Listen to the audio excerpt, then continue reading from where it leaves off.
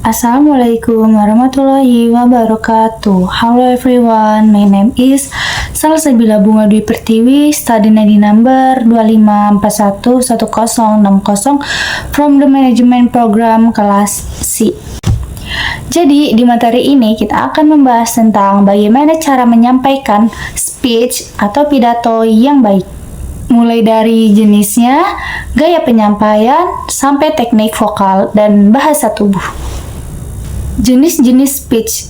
Pertama, ada 3 jenis speech. Yang pertama adalah informative speech, yaitu pidato yang tujuannya memberi informasi, menjelaskan, atau menyampaikan fakta. Yang kedua, persuasive speech, yaitu pidato yang bertujuan untuk mempengaruhi atau meyakinkan audiens, bisa lewat logika atau emosi. Dan yang ketiga, entertaining speech, yaitu pidato yang bersifat menghibur, biasanya menggunakan humor. Ini justru paling sulit karena butuh karisma dan pembawaan yang santai.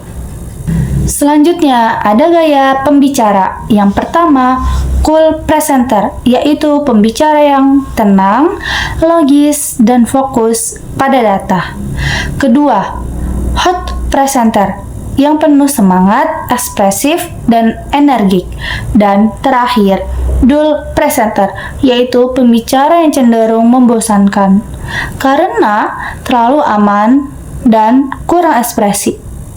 Ada 4 metode dalam penyampaian speech. Yang pertama, manuskrip, yaitu membaca teks, tapi biasanya kurang menarik karena minim kontak mata. Kedua, memorize, yaitu menghafal, tapi beresiko lupa di tengah jalan. Ketiga, impromptu, yaitu spontan tanpa persiapan, terdengar natural, tapi butuh penguasaan materi. Dan yang paling sering dipakai adalah extemporaneous, yaitu menggunakan catatan kecil, jadi tetap terstruktur tapi terdengar alami. Cara kita berbicara juga harus menyesuaikan audiens. Kalau ke atasan, kita lebih ke memberi saran dengan data. Kalau ke teman sejajar, lebih santai dan interaktif. Kalau ke tim, gunakan kata kita dan berbagai tanggung jawab. Kalau ke kelompok khusus, fokus pada kebutuhan mereka. Dan kalau audiens campuran, kita harus menggabungkan berbagai pendekatan. Dalam speech ada 3 bagian utama. Pertama, pembukaan yang sangat penting karena menentukan kesan pertama. Kedua, isi di mana setiap poin harus jelas dan seimbang.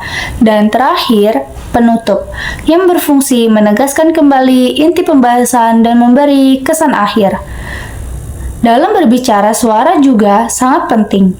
Kita harus mengatur volume, pitch, kecepatan bicara, kejelasan pengucapan, dan kualitas suara agar tidak membosankan dan mudah dipahami.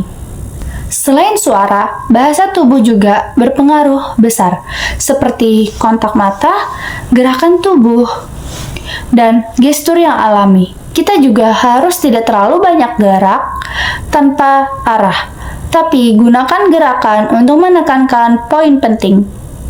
Jadi kesimpulannya, keberhasilan speech tidak hanya dari isi, tapi juga dari penyampaian, gaya bicara, serta kemampuan kita menyesuaikan dengan audiens.